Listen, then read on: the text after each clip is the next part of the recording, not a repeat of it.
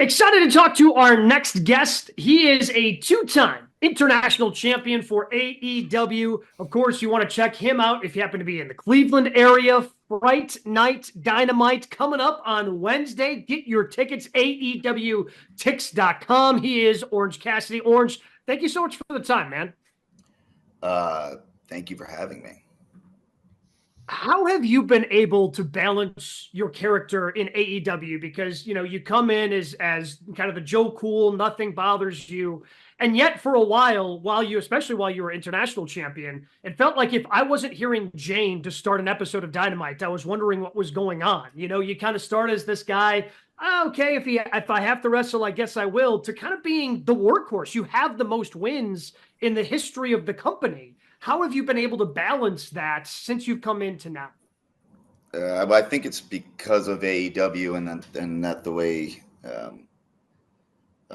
I was brought into AEW. I think I was able to, evolve into something more. And I think that is the benefit that AEW has that some other places wouldn't, about letting somebody change throughout their career. I did what I had to do. I would try if I wanted to, but then it came to a point when you become international champion. At that time, I was all Atlantic champion. And it didn't really have an identity, so you just do what you have to do, right? And that was just do what a champion does, and that's wrestle whenever and wherever, literally. And I feel that championship had its identity while I made a new identity for myself. I was never the same after those two international title runs. And for where I am now than I was 5 years ago, you could say I've changed quite a bit. Orange, what does it say that when you come to ringside, you see kids dressed like you? What does that mean to you personally to know, hey, this is who I am, but yet kids live vicariously through you? I look at that, I go, it's still working. People still like me. Especially, I feel it's important for us, especially AEW, because we are such a new company. Even though we get treated like we've been around for 20 years, we've been around for 5 years.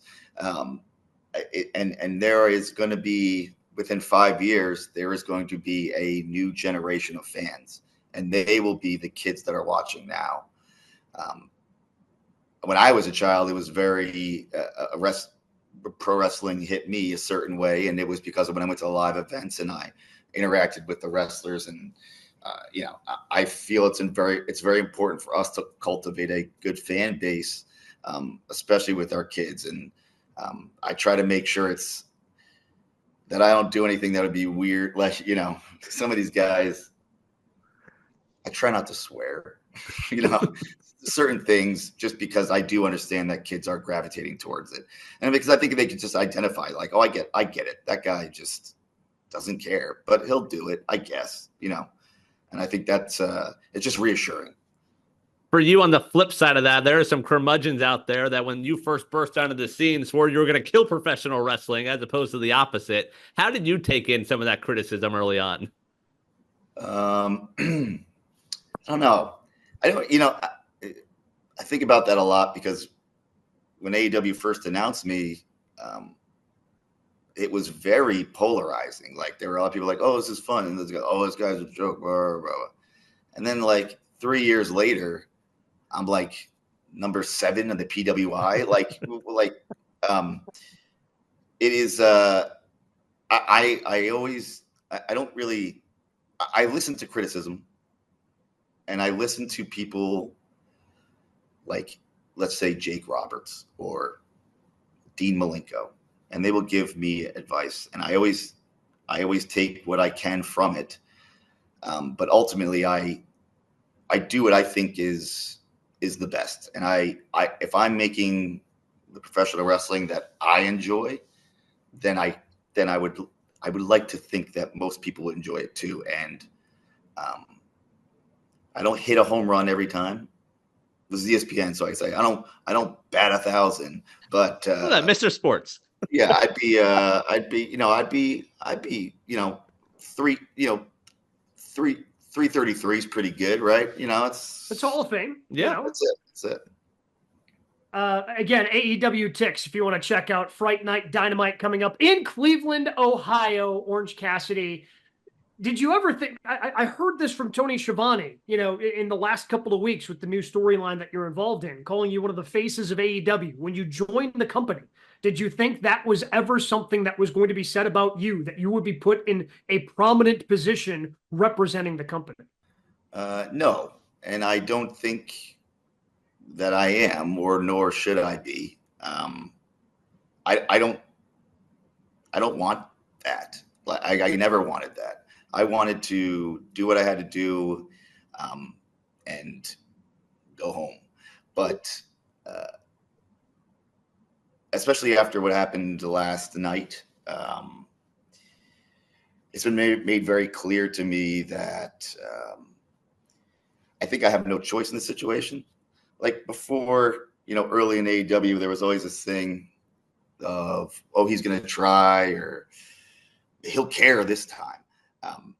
I don't feel that I have any choice in this matter. I have to fight, and I have to take down. I have to fight, and I don't want to, but if the people around me that I care about the most are going to be hurt, then I really have no choice in the matter. It seemed watching Dynamite on Wednesday that the light bulb was over your head, because as Dynamite was going off the air, I don't think we've ever seen your face look like that before. Wasn't horror, it wasn't shock, it was just like, okay, what's happening now? What do I do now? Because we haven't seen you like that. What was that feeling in that moment? Because you look down at your friend, and he's already been injured, he's already out, and then this happens. What's going through your mind? At that very moment, I was literally 1 second late. I slid into the ring right as Claudio was stomping the chair on his neck. I'm not very calculated, obviously. I just react. And reacting, you know, you're just all day, I was just reacting. And earlier that night, Chuck said some stuff to me, which I needed to hear, which is what a good friend would do. And I'm just reacting. And then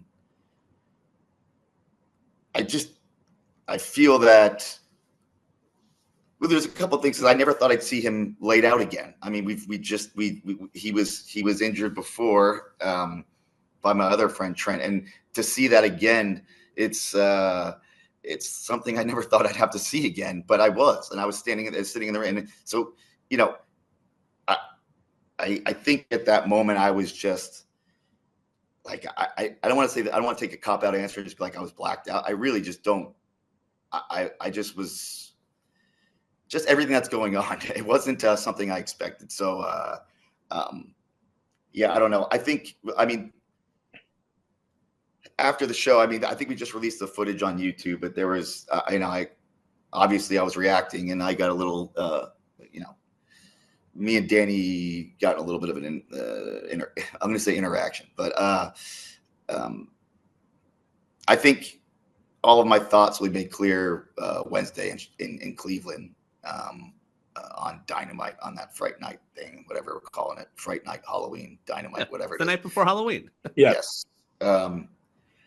So I'll make things very clear on that show. And here's a sidebar. What did you guys call this the night before Halloween? Nothing. Mine was called Mischief Night. You guys didn't have that?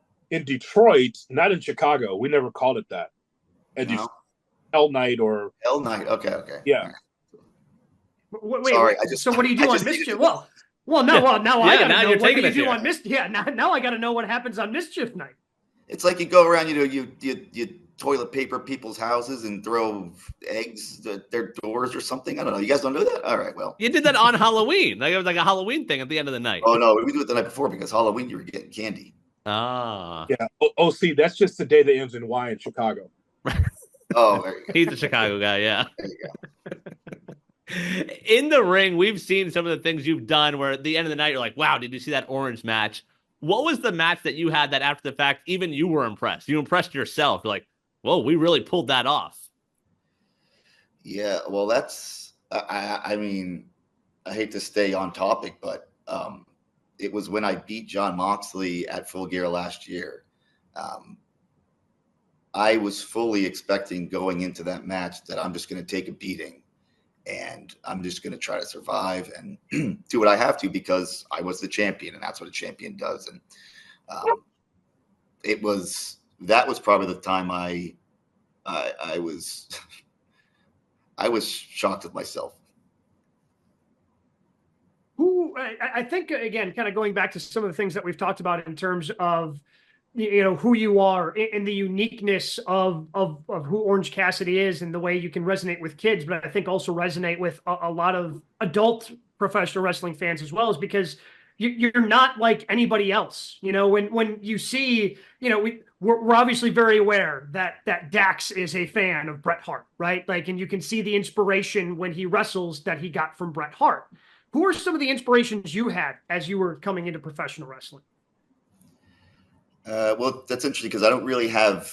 I mean, there are some people that I enjoyed to watch, but it was really instead of, and I think there's nothing wrong with you could see Dax using elements of Bret Hart in his match. Like I love Quentin Tarantino. Like we all you could see making it your own and the style, and you could see the influence.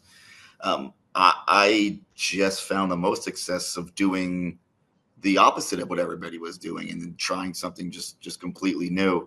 So I would look at things that were being done and, do the exact opposite. There was one person I did resonate a little bit with Jake the Snake Roberts and the way he would talk to the people and to the camera, and he never yelled. And I think that was very important. That separated him from everybody else. He had to yell. He would yell, but his words were very, very important, very deliberate, very smart. And that's just one that I kind of that sticks out with me.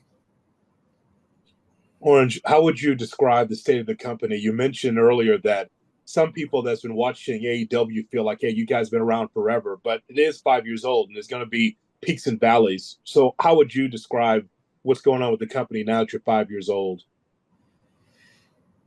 Yeah, it's strange because when AEW first started, we had, 5 months of traveling on the road. And actually, we were in Salt Lake City last night. But last time we were in Salt Lake City, the day after they shut down the world. So we went through COVID for a year and a half, something like that. And then we also had had a second honeymoon phase. It was like year 3 and 4 where we get back on the road. It's exciting again. It's like, oh, it's great.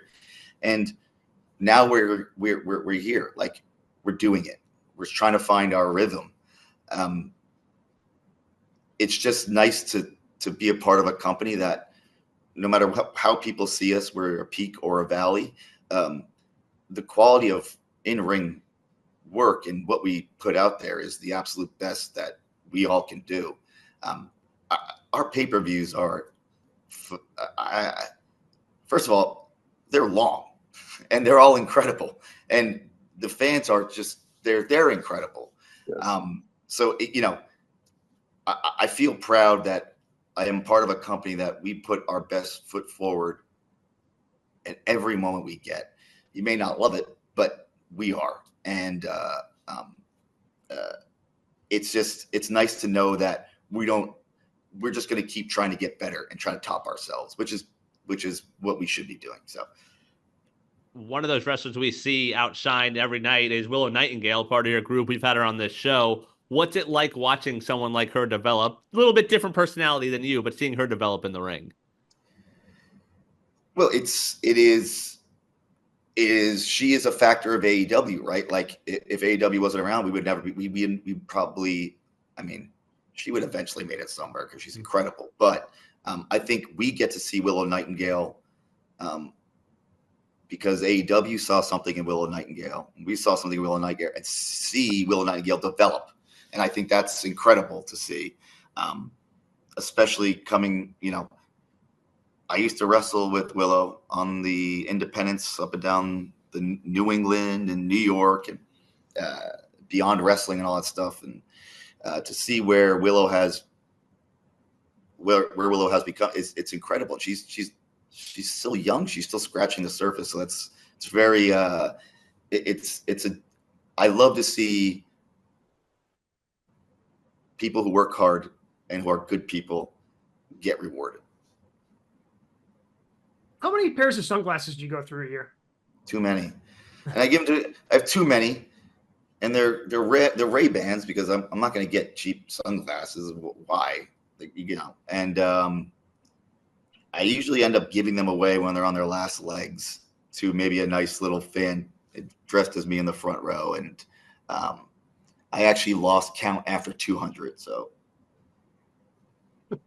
you're giving them, the handles falling off or the lenses coming out. You're giving that to kids. I am giving sunglasses, Ray-Bans that are slightly bent and that don't fit on my head correctly anymore. But then I bend them back and I give it to them. And, I'm not going to wear them. Might as well. It's game used merchandise. Yeah. Yeah. Who wouldn't want used sunglasses? Better than a pair of used shoes. I see a guy give like boots and shoes to go, hey, what do you do with this? I got to put these on. Like, that's a good point. It's a lot more practical. They can do a lot more with that. You can wear these. Like, here you go. They work. Polarized. Well, of course, yeah. No, of course they're polarized. Yeah, no, they're Ray-Bans. Of course you're going to do that. Orange, thank you so much for the time, man. Cleveland, Ohio is the spot. You heard it from him himself. He's going to clear some things up coming up on Fright Night Dynamite, Wednesday night in Cleveland. If you're in the Cleveland area or even just outside, AEWTix.com. You don't want to miss it. You want to be there in person. Orange, thanks so much for the time, bud. Thank you, guys. I'll see you in Cleveland.